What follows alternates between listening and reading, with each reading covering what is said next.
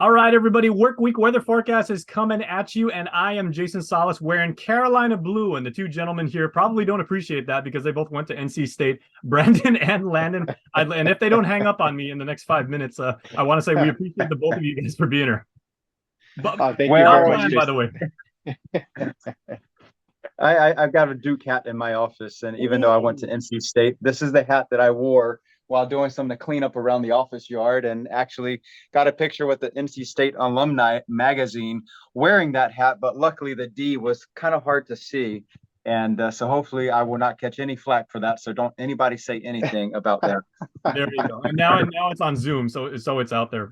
Speaking of public consumption, like Landon, again, appreciate the hustle from all you guys there. You guys did so well. So many people appreciated the information. What do you see now in hindsight as the lessons learned from what we went through all as a community from that experience with malware? I think one of the first things that you can take away is no matter how much you think you're prepared, you can always be a little more prepared. And I'm thinking of gas tanks, getting that gas on hand in your garage so that when your vehicles need it or your generators need it, you always have that extra supply of gas. Also, cash. We had some situations with businesses and ATMs not working or being out of cash. Always have cash, always plan ahead. And I think Brandon mentioned in one of our interviews is don't go into a storm event with dirty laundry. Get it all done before the storm. Yes, sir. There's a lot of people that are realizing that right now. But hopefully, those problems are, yeah, I mean, yeah, it's a grind while you're going through it. But these problems are fleeting. The gas lines eventually subsided, the ATM lines eventually subsided, the laundromat lines eventually subsided, and we are starting to get through this right now. So speaking of you guys, before we get to the weather and everything, I want to talk about something that even the military has said, because the storm passed over the northern end of the island. The military has indicated that their weather sensors, with which they use to track wind speed, obviously, were damaged. I remember the same thing happened in Sautalor, up in our friends in up in Saipan. You guys actually had some damage to sensors of yours too. So what do you guys do, and how do you guys continue to gather data when these critical instruments, go kaput? Yeah, and that's a good question. Is weather instruments, the hardier they can build them, the better. But even though a lot of the instruments are tested in laboratory sites for really strong wind speed ratings, once debris hits a sensor, usually that sensor just has a hard chance of surviving, at least in a functional state. So our anemometer, our wind sensor out on the airfield on the tarmac right near our office, that reported winds for much of the storm. But toward the climax of the storm, the wind sensor stopped reporting, and so we thought it was done and out for the rest of the storm. And we were surprised after the peak of the storm, wind data started coming back in. So I'm not quite sure how to explain that. If maybe a matter of just a communications. But let me just show you this one little sensor. So this is a atmospheric pressure trace. We have a microbarograph, old style analog. It's a pen tip on a piece of paper that moves very slowly. And so where the line starts dropping down, that's decreasing pressure. And so the closest point of approach corresponds to that lowest pressure here at the weather office, given the center of the storm was about 20 miles to the north of the office. And then the pressure started rising very quickly as the storm moved away. And so I've annotated some of the wind speeds and the wind directions along with that. And so you can see right where the lowest pressure is, that's where we stopped for 5 hours. We stopped receiving wind data. And so we're piecing together information, traveling all around the island, looking at the damage, looking at how the vegetation responded to the winds, whether the trees snapped, whether they were uprooted. We're looking at the road signs, where the post, were they snapped as well, or were they bent at the bases? I know the light poles over at the stadium, at the football stadium, soccer fields in Harmon, those were completely snapped over and just pulled right up from the bases. So that's just pretty put those things damage. up too. I remember I talked to my friends over there at the GFA. I mean, those are brand new light poles, but I just passed by there the other day, and it looks like work's already done, and they're almost finished. Yeah, so we're looking at all of that to try to piece together what category of impacts hit various parts of the island. And certainly with the storm passing near Retidian, near Anderson Air Force Base, the damage is much greater up in the north, and then it substantially decreases farther to the south. But in addition to just the ground-based weather sensors, we do look at a lot of weather data from satellites. And so all the intensities of Typhoon Mawar are based off of a satellite-based analysis that has been performed for many decades and has been tried and true, proven against the aircraft reconnaissance that occurs in the Atlantic Ocean. And I'll just show you one of these images real quick, looking at some of the microwave satellite imagery. So this is a sensor aboard a polar orbiting satellite. And so we're looking through the cloud tops. At this point, as Mawar was approaching Guam, and Guam is right here, and let me just put up one disclaimer very quickly, so people that are viewing later on, this is not a current image. We are not about to be hit Yes, by a thank typhoon. you. Appreciate that. But you know, you don't want to leave anything for chance. But Guam is right here near the tip of my finger, and so you can see the reds. This storm was very lopsided with very, very heavy rains on the south side.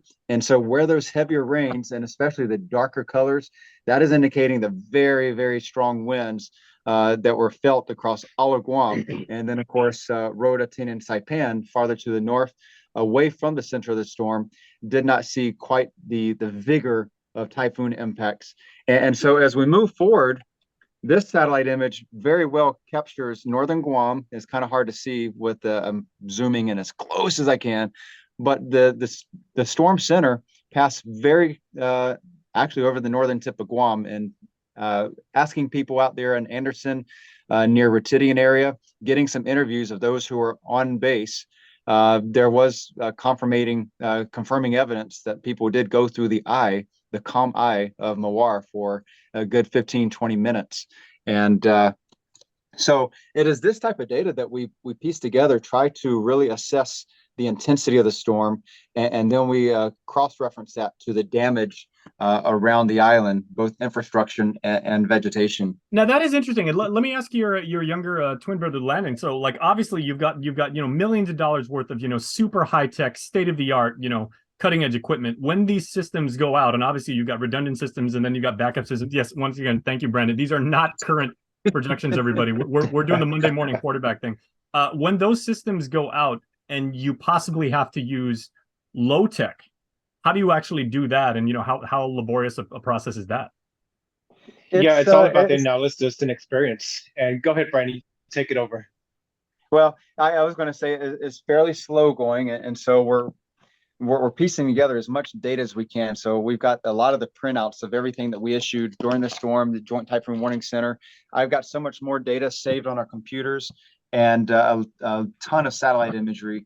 And so we brought in Chip Gard, the former warning coordination meteorologist, because he's just a sole expert on Guam for doing these assessments. And so we've had a number of our forecasters going side by side with him the past week and a half, visiting parts of the island to try to piece together the evidence. And I'm really, just imagining Chip through... do that scene from like Godfather 3. He's like, just when I thought I was out, they pull me back in. Absolutely, he's never far away from the Weather Service, and he's so great. we're taking that expertise and just trying to learn. We're building the capacity with a number of new staff that we've not really had. Most of our staff here has never gone through a bona fide significant typhoon, so this is the first for many of us, myself and Landon included, and so we're learning. And really, how do we do the forensics of a post-typhoon analysis? That's a perfect word. So yeah, again, Landon, when these systems go down, and of course you guys train on this and everything like that for these contingency situations. Yeah, that's exactly it. And so it's a part of our process to exercise our capabilities, but also our backup processes. Our facility is built to handle the worst when it comes to typhoons and also earthquakes. But at some point, something may happen that we are not able to function as an office. And so we practice regularly our backup procedures. And so this is a seamless transition of operations, seamless to the public that you would never really know it or feel it.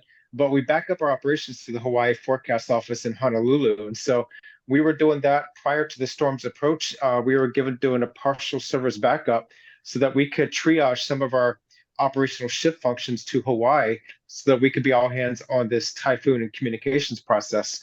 And so once the typhoon passed, we went ahead and just shut our office down completely had a full servers backup by the Hawaii Forecast Office so that our staff could take care of our needs, make sure homes and people and family and pets were okay, but also start the post-storm damage assessments, data collection, and analysis. And so that enabled us to change our focus and our function as an office as seamlessly as possible. Now we've resumed full operational control of the region. And so it worked very well. We had extra staff that were on vacation at the time. They were deployed to Hawaii to augment those shifts. And so this is something we practice all the time so that we can function and operate to the best of our ability. Well, so are we, because, like, I don't know if you guys know this, but last Friday, right when we were getting ready to do the news, we had those rolling blackouts and we couldn't broadcast as we normally do. I just took my phone, and Nick Delgado, Matsuki, Julian, and we just basically did a ad hoc newscast, like, in the parking lot. I was just shooting on Facebook Live on my phone. And you know what? The show must go on for us. And likewise for you guys. It goes on. Yes. Yep. Okay. Now, can we talk about what the current weather will? Now we're going to talk about what the weather actually is and everything. Gents, it was hot yesterday. Do we expect those kind of conditions, maybe with any spotty rainstorms, as the good folks at GPA and all the linemen that came out from Washington and from Pohnpei and from Saipan and those guys help us get back online? What can we expect as they do their work? Yeah, well, we did have some rain overnight. We had a surface trough pass just by, and let me flip my camera right around. And I'll show you the latest satellite imagery. So Guam is right here near that cluster of clouds. It's moved off to the west of us. So we're going to see a bit more sunshine today. It's going to feel equally as hot as yesterday, perhaps just as humid. And that's what's going to make it a little bit more tiresome for people that are working very hard all over Guam, and most everybody being outside. So it is clearing out. So blue skies, hot sun. A little bit of wind. We're going to see a little bit more southeasterly winds picking up today, so that will kind of help a little bit. Not much elsewhere farther out. Now up to the far northwest, just south of Japan, that is Typhoon Guchol. I believe that is the correct pronunciation based on what I've gleaned off the internet. That one is not going to affect us. That is, it has already formed north of Yap, and then kind of doing its typical thing, swimming off to the northeast now over the North Pacific Ocean. And the only effects we're seeing from that is a little bit of a northwesterly swell that will continue to affect the Marianas. So we do have a moderate risk of rip currents along west and north facing reefs for the next couple of days. That surf is going to be elevated. And likewise, yesterday I was looking along the western coast, and the surf was increasing during the afternoon hours. But let me show you one other thing. We do not have any other tropical cyclones or any disturbances that are under investigation by the Joint Typhoon Warning Center. So typhoon up to the north. So let me zoom right in. Guam is right here. This typhoon is zipping off to the northeast and to the North Pacific. There's nothing else across Micronesia right now, so it is fairly quiet. Just a couple of clusters of clouds and showers, typical for this time of year. So we can continue to go about our business of returning Guam to as much normalcy as we can. This map is showing atmospheric moisture. So Guam is right at the tip of my finger. Where you're seeing the oranges and the reds, that is indicating a lot of moisture. That is where it was very humid. Those showers that passed through overnight dropped about a half to a full inch of rain, which is good because we did see those large wildfires over near on the backside of Nimitz Hill yesterday and the day before. So every bit of rain is great to have in that regard. And so I would just remind people, I believe that the fire ban is still in effect. There is that concern of a lot of dead and dying vegetation that is going to be ripe for burning. So we must be very careful, especially on these days that we have just a little bit of wind. Fires will take off very quickly. And so it's going to be humid. We've got some drier air moving in later on this week. And but otherwise, no notable weather for this week. It's going to be fairly pleasant with just a few passing showers, typical for the June time of year. But we see no threatening disturbances right now. But as always, the National Weather Service continues to watch all across the region for anything. And we do appreciate it. Okay, let's end with Landon, because guys, the secret behind this whole Zoom call right now, Landon's literally getting ready to check out of a hotel, so we don't want you to incur any penalties. But further, that's nice. That's really I'm over here in Seoul, South Korea. I will be attending the annual working group meeting of the Disaster Risk Reduction with the UNESCAP's UN's Typhoon Committee. So I'll be attending the meeting this week in Ulsan, Korea, and I'll be speaking about what else other than Typhoon Mawar. And so this is going to be the big topic likely this week in the conference. But we're going to be talking about best practices, lessons learned, and then also other capacity building, knowledge sharing capabilities among the 14 member nations that'll be present. And I do want to let you get a proper plate of Kalbi barbecue. So like we'll end with this. Is what we went through as a community like in the past few weeks, could that be some sort of indicator on what the upcoming storm season could be in terms of like frequency or activity?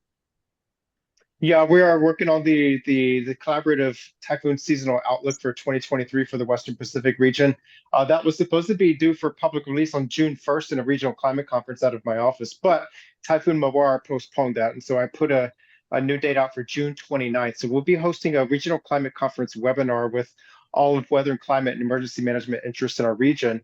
And we will be releasing that typhoon seasonal outlook on the 29th of this month. So hang tight. We are looking at a busier year than we've seen in the last 3 or 4 years. Wow. Mawar could be the first of many to come through our region. Will they all be direct hits or misses? Well, it's still too early to say, but whatever did not work with Mawar and your preparedness, take note and do better next time. This is your warning because we have a lot of year ahead of us. There you go. And that is the word. All right. We're going to let you guys go. And Brandon, if I don't get to talk to you from now until this Sunday, happy Father's Day early.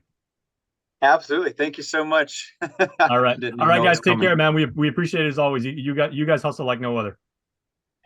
Thank you. Always. Bye-bye.